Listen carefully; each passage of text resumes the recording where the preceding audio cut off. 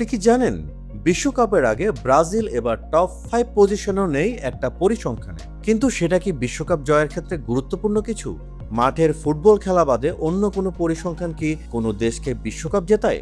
তাহলে বিশ্ব মিডিয়ায় কেন এই বিষয়ে এত আলোচনা? চলুন চোখের সামনে থাকা ইমোশনের লেন্স সরিয়ে জানার চেষ্টা করি বাস্তবতা।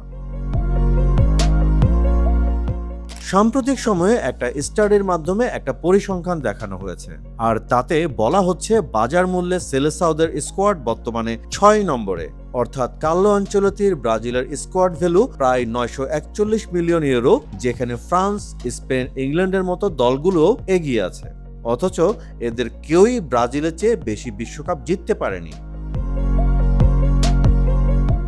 কিন্তু আসলে কি এটার কোনো গুরুত্ব আছে?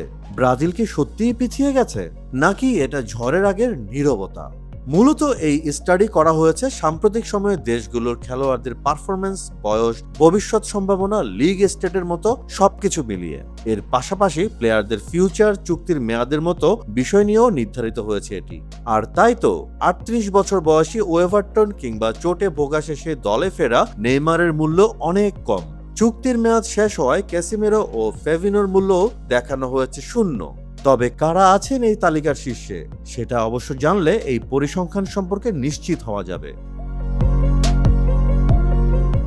পরিসংখ্যান অনুযায়ী ফ্রান্সের স্কোয়াড ভ্যালু 1.46 বিলিয়ন ইউরো, স্পেনের 1.41 বিলিয়ন, ইংল্যান্ডের 1.40 বিলিয়ন, জার্মানি 1.13 বিলিয়ন, পর্তুগাল 1.01 আর ব্রাজিল 941 মিলিয়ন ইউরো। খেলোয়াড়দের মাঝে সবার উপরে আছেন স্পেনের ওয়ান্ডারকিড লামিন ইয়ামাল, তার মূল্য 254 মিলিয়ন ইউরো। এর পরেই আছে আর্লিং হাল্যান্ড ও কিলিয়ান এমবাপে। অন্যদিকে ব্রাজিলের সবচেয়ে মূল্যবান ফুটবলার ভিনিসিয়াস জুনিয়র, যার মূল্য 128 মিলিয়ন ইউরো। কিন্তু এই মূল্য দিয়ে কি আর মাঠের খেলা নিয়ন্ত্রণ করা যায়?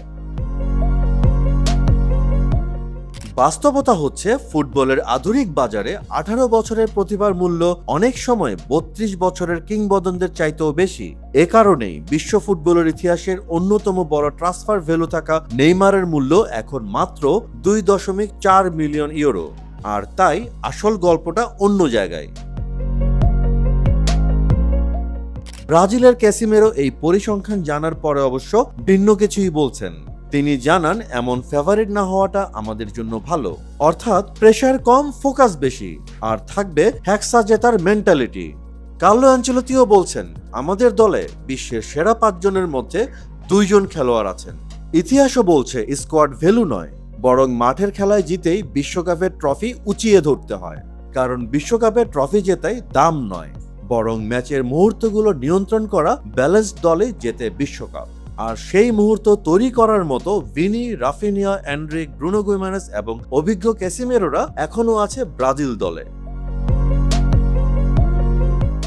শেষ কথা, ব্রাজিলের হয়তো সবচেয়ে দামি স্কোয়াড এখন নেই, কিন্তু এখনো তারা সবচেয়ে বিপজ্জনক। কারণ হেক্সা শিরোপা জয়ের অপেক্ষায় তাদের কেটে গেছে 2 যুগ, আর সেই হতাশাকেই তারা শক্তিতে রূপ দিতে মাঠে নামবে। আপনার কি মনে হয়, ব্রাজিলের হেক্সা শিরোপা এবার আসছেই? এই স্কোয়াড ভ্যালুর কি আদৌ কোনো মূল্য আছে? মতামত জানাতে পারেন কমেন্টে।